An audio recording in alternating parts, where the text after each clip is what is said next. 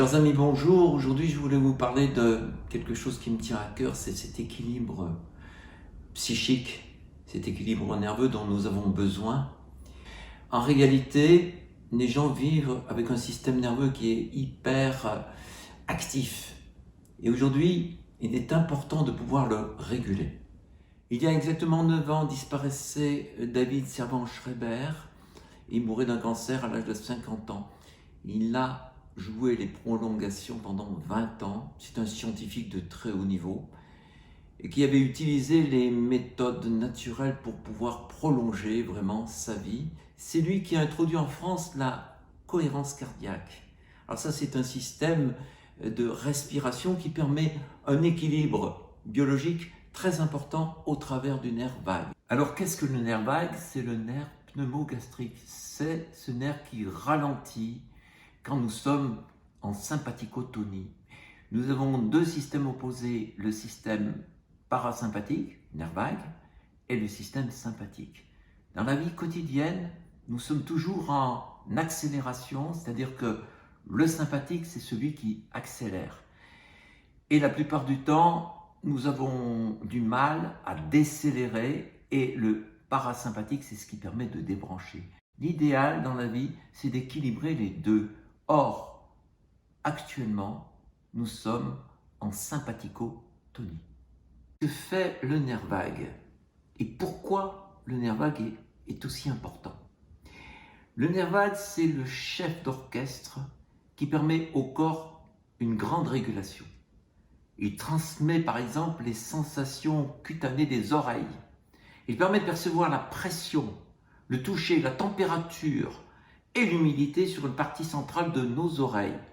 Les auriculothérapeutes savent très bien qu'en stimulant certaines zones, on peut agir à distance sur d'autres organes du corps.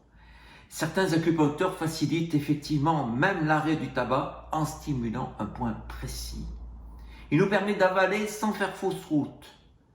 Il régit les voies respiratoires et les cordes vocales. Une voix rauque ou monotone démontre un mauvais tonus vagal. Il contrôle la respiration. Quand on a le souffle coupé, quand vous vivez un gros stress, le nerf vague vient là pour calmer cet effet. Il contrôle la fréquence cardiaque.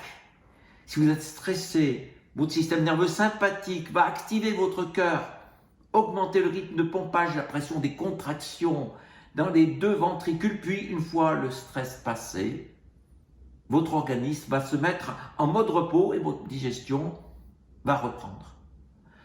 N'oubliez pas que votre cœur bat pour acheminer le sang riche en nutriments, en oxygène.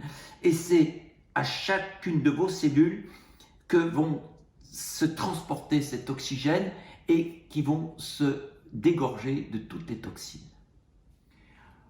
Le nerf vague est tellement important que j'ai gardé quelques notes pour étayer ce que j'ai à dire. Le nerf vague permet de maintenir la pression sanguine au plus bas, mais souvent c'est le système sympathique, c'est-à-dire l'autre système qui va emballer, qui va faire monter la pression. La plupart du temps, quand nous sommes en hypertension, c'est une forme de sympathicotonie, c'est-à-dire le système sympathique qui va faire augmenter la pression. D'ailleurs, tous les médicaments qui luttent contre l'hypertension vont agir sur le système sympathique et pas sur le système parasympathique.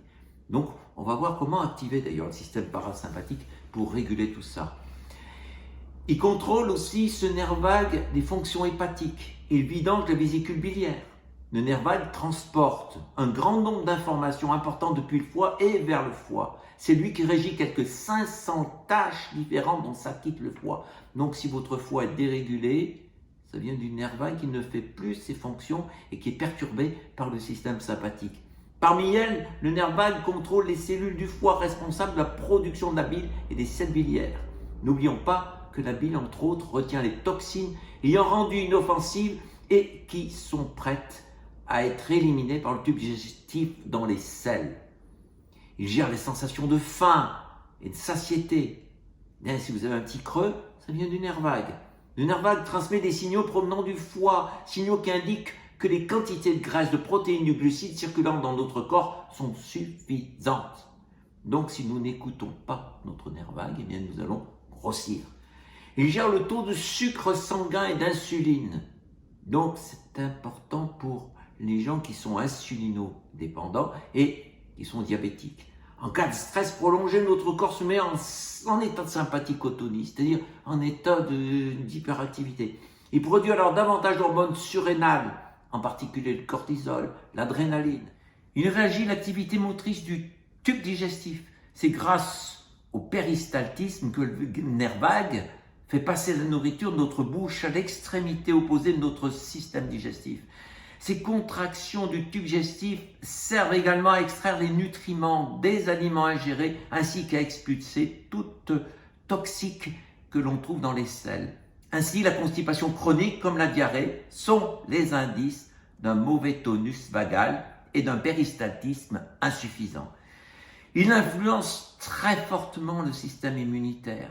Et aujourd'hui, avec la peur que nous avons au ventre, la plupart du temps, le système vagal est paralysé et il y a des conséquences terribles. Sans entrer dans les détails, le nerf vague permet de contrôler ce système en réglant les accélérations et les freins. Sans ces freins, notre système immunitaire peut devenir fou et se mettre à attaquer les cellules de notre organisme, entraînant des maladies auto-immunes ou cesser de supprimer les cellules tumorales en entraînant le cancer et en laissant la porte ouverte au Covid-19. Il y a une vingtaine d'années, donc, le docteur David Servan-Schreiber introduisait une méthode assez révolutionnaire et vraiment extrêmement spectaculaire, c'est la cohérence cardiaque. On s'est aperçu, il y a peu, qu'au niveau du cœur, nous avions des neurones et que nous pensions avec le cœur.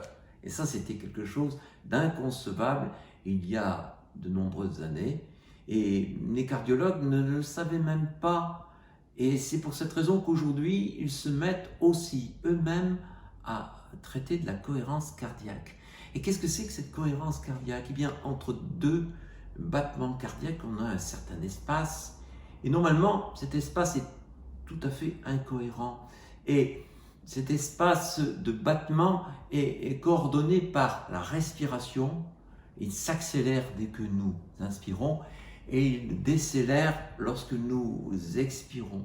Nous sommes dans une société d'accélération qui fait que, effectivement, nous avons souvent des inspirations brusques, des bâillements, des irrégularités qui activent le système nerveux sympathique avec des hormones assez antipathiques comme le cortisol, comme l'adrénaline, la noradrénaline, et qui créent toujours un système d'activité incoordonnée avec une hausse de tension, avec tout ce que nous pouvons voir comme dégâts, comme peur, comme crispation.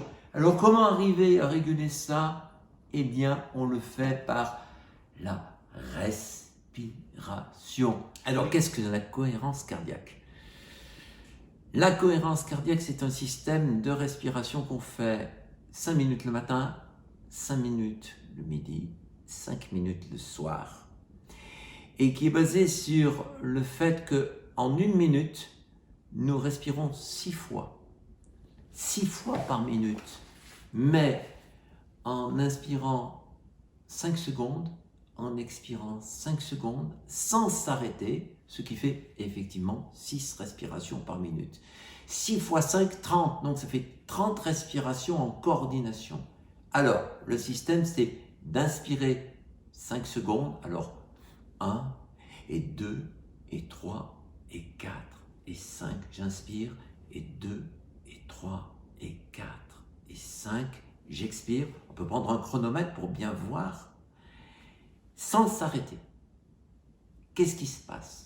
Pendant 5 secondes, on accélère, c'est le système sympathique. 5 secondes, on décélère, on ralentit, c'est le système parasympathique.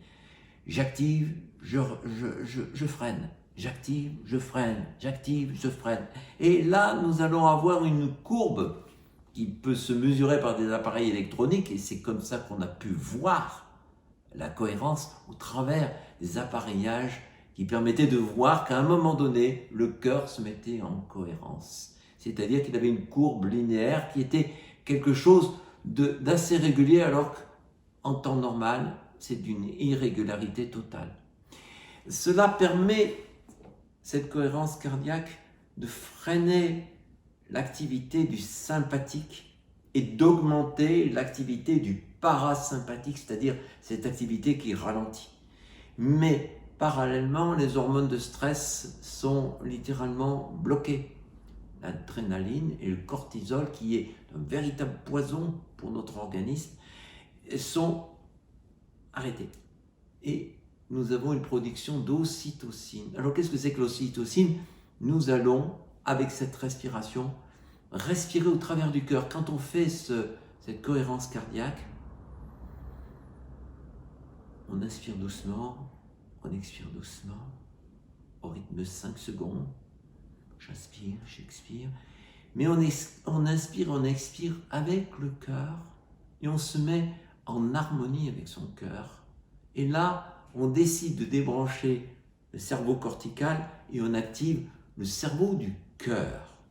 Le problème, c'est qu'actuellement, les gens respirent par le haut des poumons et comme ils sont angoissés, ils hyperventilent et souffrent d'un déficit de CO2, dioxyde de carbone.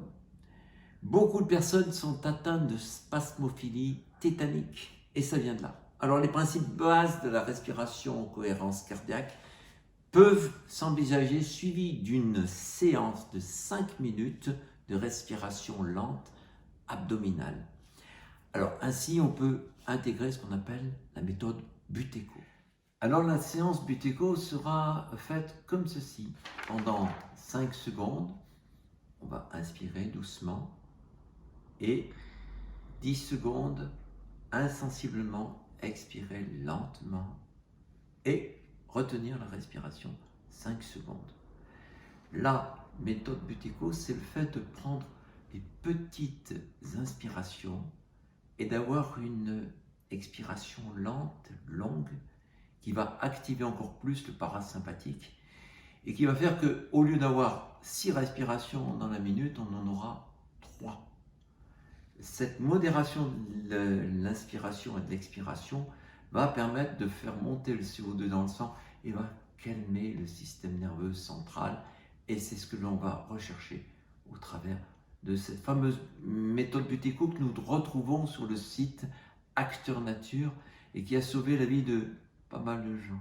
La tétanie spasmophilique se soigne bien par la méthode Buteyko, mais aussi par la prise de magnésium et de spiruline. Alors c'est important parce que quand on est tétanique, quand on a des problèmes nerveux, le magnésium c'est quand même l'élément numéro 1 et la spiruline qui va renforcer l'activité du magnésium.